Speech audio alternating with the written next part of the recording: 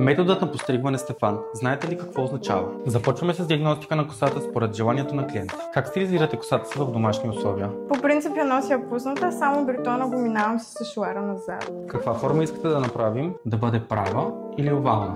Овална. Това ще отнемем от деградето. Сега продължаваме с измиването. Нанасям хидратиращ продукт. Пръскваме стилизираща термозащита. Сега разресваме косата по естествения начин на падане. Така ли разделят обикновено? Да, така. Започваме с план, който ще бъде в овална форма. Завъртате главата надясно. По желание на клиента отваряме контура под брадичката. Създаваме овалната форма и в задната част. Почистваме линията.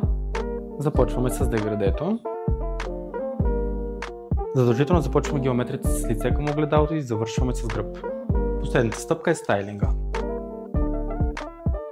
Завършваме стайлинга с олио.